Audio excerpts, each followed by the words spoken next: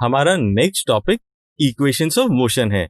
इसमें हम different type की इक्वेशंस देखेंगे जो एक मोशन को रिप्रेजेंट कर सकती है, और हम ये भी सीखेंगे किस प्रकार इक्वेशन यूज करके मोशंस को डिफाइन करने वाली डिफरेंट टर्म्स जैसे कि initial velocity, final velocity, acceleration, time, displacement etcetera find किया जा सकता है। तो हमारे लर्निंग ऑब्जेक्टिव्स इस प्रकार से रहेंगे। हम पढ़ेंगे derivation of equations by graphical method, derivation of equations by calculus method, then हम फ्री फॉल के बारे में पढ़ेंगे, और उसके बाद हम रिएक्शन टाइम फाइंड आउट करना निकालेंगे। तो चलिए सबसे पहले हम फर्स्ट इक्वेशन ऑफ मोशन को डिराइव करते हैं। माना किसी ऑब्जेक्ट की इनिशियल वेलोसिटी u है एंड t टाइम के बाद उसकी वेलोसिटी v हो जाती है। इसका एक्सेलरेशन a कांस्टेंट है, तो हम जानते हैं acceleration is equal to final velocity minus initial velocity upon time. तो हम लिख सकते हैं a is equal to v minus u by t. Cross multiply करने के बाद और रीअरेंज करने के बाद हम लिख सकते हैं v is equal to u plus a T.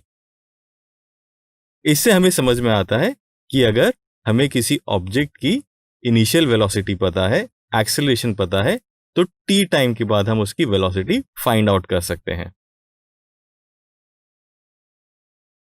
अब हम सेकंड इक्वेशन ऑफ मोशन को ग्राफिकली डिराइव करते हैं। हमें पता है area under the VT curve हमें डिस्प्लेसमेंट देता है। तो यहां पे जो कर्व है इसमें दिया है कि एक ऑब्जेक्ट u वेलोसिटी से स्टार्ट होके आफ्टर टाइम t उसकी वेलोसिटी v हो जाती है, और उसका एक्सेलरेशन अभी हमने पीछे निकाला था v minus u by t. तो अब हमें फाइंड आउट करना है कि टाइम t के अंदर जब उसकी वेलोसिटी v पहुंच जाती है तो उसने कितना डिस्प्लेसमेंट किया होगा। तो चलिए हम इसका एरिया फाइंड आउट करते हैं। इस एरिया को हम इस प्रकार से दिखा सकते हैं, और इसको टू पार्ट्स में हमने बांट दिया है। One is triangle ABC and another is rectangle ACDO और रेक्टेंगल OACD। तो हम पहले ट्राइंगल ABC का एरिया फाइंड आउट करेंगे एंड फिर इस रेक्टेंगल का एरिया फाइंड आउट करेंगे। ट्राइंगल का एरिया हम लिख सकते हैं हाफ बेस इनटू हाइट। तो यहां पर जो बेस होगा वो टाइम होगा, और जो हाइट है वो होगी v माइनस यू। तो एरिया हो जाएगा half v minus you into T. अब इस रेक्टेंगल का अगर एरिया देखें तो वह होगा u इंटू टी। अब क्योंकि एक्सेलरेशन को हम v minus u by T लिख सकते हैं, तो हम इस इक्वेशन में सब्स्टिट्यूट करेंगे तो हमारे पास ये आता है। फर्दर सिंप्लीफाई करने पर हम लिख सकते हैं x is equal to u t plus half a t square. That means ये इक्वेशन हमें देती है अगर एक ऑब्जेक्ट u वेलोसिटी से स्टार्ट हुआ है और उसका एक्सेलरेशन a है, तो t टाइम के बाद उसका डिस्प्लेसमेंट जो होगा वो इस इक्वेशन से फाइंड आउट किया जा सकता है। अब यदि हम इक्वेशन 1 को सॉल्व करें तो हम देख सकते हैं x is equal to v plus u by two into t मिलता है। इसे हम इक्वेशन 2 लिख देते हैं। तो हम इस इक्वेशन को लिख सकते हैं x that is displacement is equal to v average into time, यानी कि एवरेज वेलोसिटी से भी ऑब्जेक्ट t टाइम के लिए मूव करे तो उसका डिस्प्लेसमेंट x ही होगा, यानी कि v average is equal to v plus u by two. That means final velocity plus initial velocity by two. ध्यान रखने की बात यह है कि यह फॉर्मूला सिर्फ कांस्टेंट एक्सेलरेशन के लिए ही वैलिड है। अगर नॉन यूनिफॉर्म एक्सेलरेशन है तो यह फॉर्मूला वैलिड नहीं होगा। चलिए अब हम थर्ड इक्वेशन ऑफ मोशन को डिराइव करते हैं। इसके लिए हम इक्वेशन 2 जहां पे हमने लिखा है displacement is equal to v plus u by two into t का यूज करेंगे। हम जानते हैं acceleration v minus u by t होता है, तो हम लिख सकते हैं t को v minus u by A.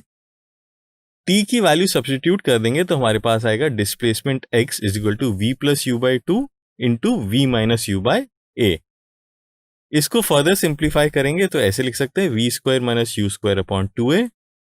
Rearrange करेंगे तो हम लिख लेंगे v square minus u square is equal to 2ax।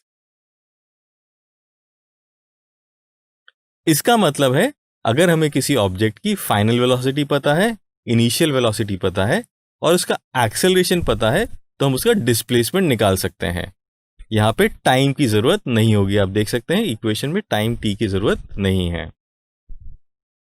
अब हम इन सभी इक्वेशंस को कैलकुलस की हेल्प से भी डिराइव करेंगे। हम जानते हैं कि a is equal to d v by d t, तो इसे हम लिख सकते हैं dv is equal to a d T.